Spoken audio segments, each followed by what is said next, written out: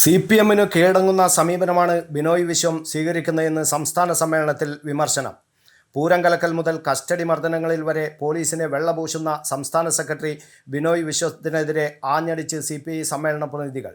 ആഭ്യന്തര വകുപ്പിനെ ഇങ്ങനെ തഴുകുന്നത് എന്തിനെന്നും പൊതുജനത്തിന് അറിയാവുന്ന കാര്യങ്ങളിൽ പുകമറ എന്തിനെന്നും പൊതുചർച്ചയിൽ വിമർശനം ഉയർന്നു. തലോടലും മൃദു സമീപനവും എന്തിനാണെന്നും സംസ്ഥാന സെക്രട്ടറി പോലീസിനെ വെള്ളപൂശുന്നത് എന്തിനാണെന്നും പ്രതിനിധികൾ ആഞ്ഞടിച്ചു. തൃശൂർ പൂരം കലക്കലിൽ വിവാദമുണ്ടായിട്ടും പാർട്ടി പ്രതിരോധിച്ചോ എന്നും പ്രതിനിധികൾ ചോദിച്ചു.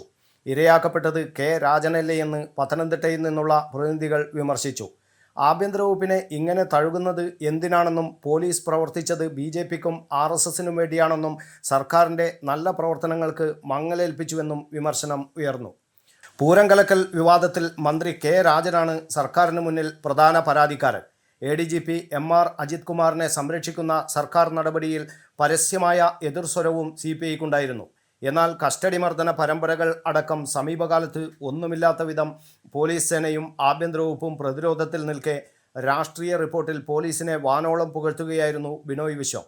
പ്രമേയത്തിൻ്റെ കരട് ചർച്ച ചെയ്ത സംസ്ഥാന കൗൺസിലിൻ്റെ പൊതുവികാരം പോലും മറികടന്ന് പാർട്ടി സെക്രട്ടറി എടുത്ത തീരുമാനത്തിൽ പ്രതിനിധികൾക്ക് കടുത്ത അമർഷമാണ് രേഖപ്പെടുത്തിയത്.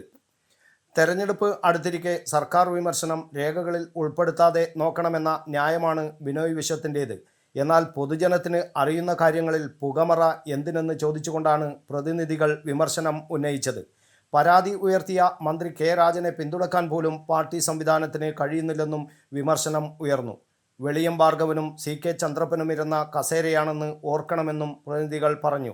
ഇന്നലെ രാത്രിയിലും ഇന്ന് രാവിലെയുമായി പൂർത്തിയാക്കിയ ഗ്രൂപ്പ് ചർച്ചകളിൽ പോലും ബിനോയ് വിശ്വത്തിൻ്റെ CPM വിധേയത്വത്തിനെതിരെ രൂക്ഷ വിമർശനമാണുണ്ടായത്. News bureau, Kannur media.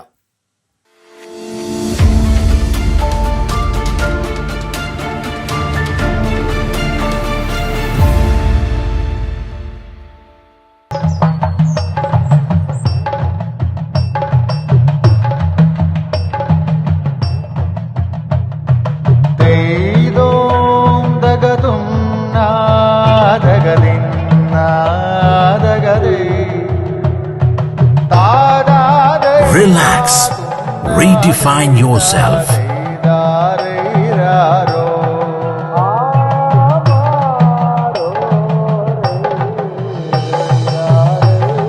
Green Planet Hotel, near Kannur Airport, Mattanur.